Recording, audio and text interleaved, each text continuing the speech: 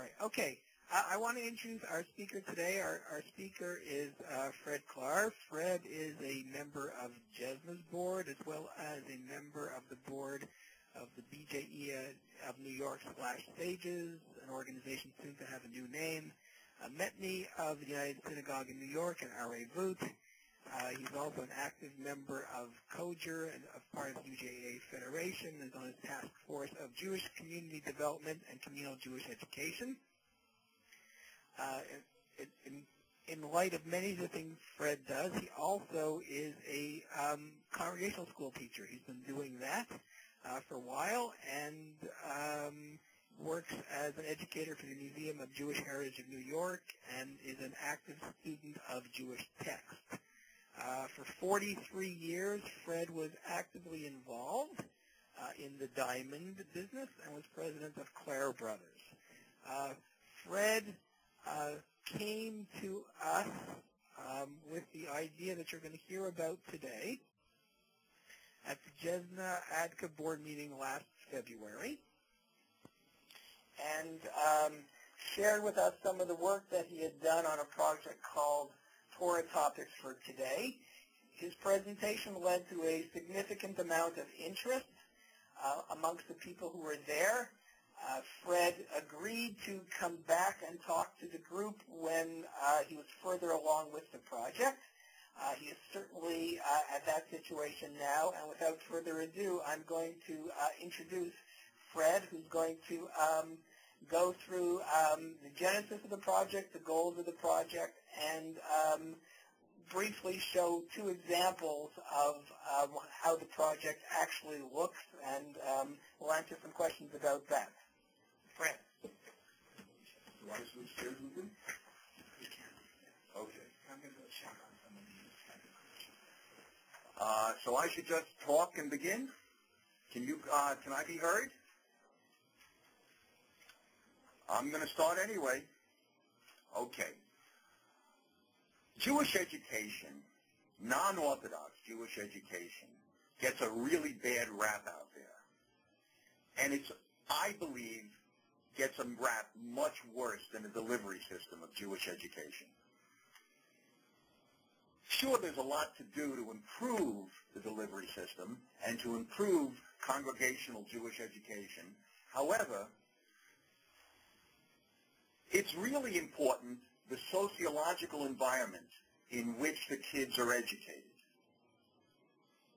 Basically, 80% of the kids that go to congregational school have very little going on at home. Now, this has been recognized by all the better and brighter synagogues, particularly those who have gone through Reimagine, where they invite parents into the synagogue several times a year to study along with their kids. This is great. What I'm suggesting is a challenging next step.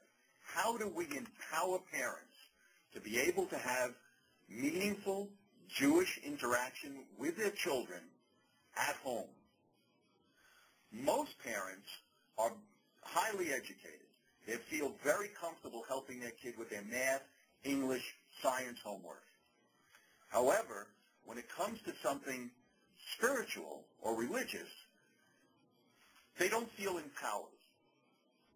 Maybe they had a bad experience or no experience as a kid. And so they advocate the whole thing to the school. If a kid sees that there's not much going on at home, after 13, they kind of gravitate towards the parents' type of Judaism. So the challenge is, how do we empower parents to be able to regularly have Jewish interaction with their kids? That's my project. So my concept is very simple.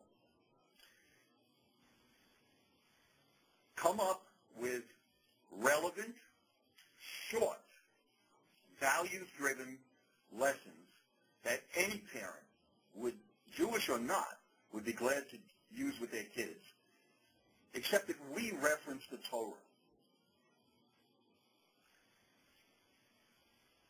It's very important to be short because these are busy parents and you don't have a lot of time to get their attention. But if you can give them You have a second or two to catch their attention with a headline or a graphic. And then once you get their attention, you have 20 to 30 seconds to give them a teachable moment that any parent would be glad to discuss with their kids. I have gone through the Torah and come up with many of these type of lessons that go zero right into a kid's life today. All of these parents that need the empowerment, they all know that the Torah is something important. But they also know it's thousands of years old.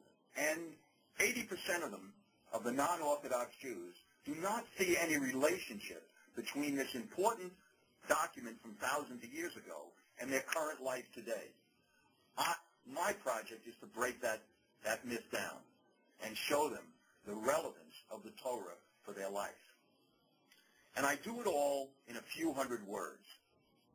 Now, there's no shortage of Torah study on the Internet or in the world.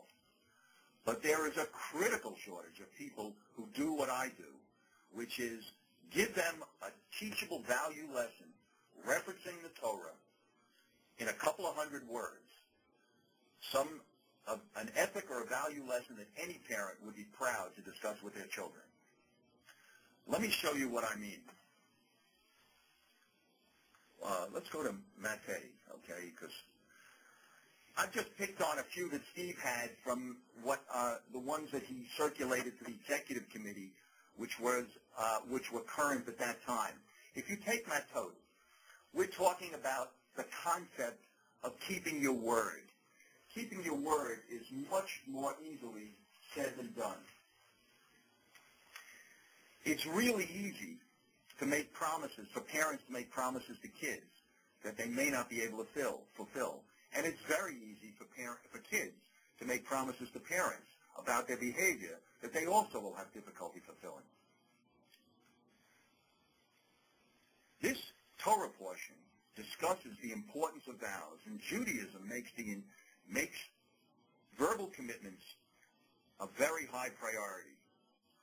That commitments, once you say it, you're morally obligated to fulfill it, even if it becomes inconvenient later on.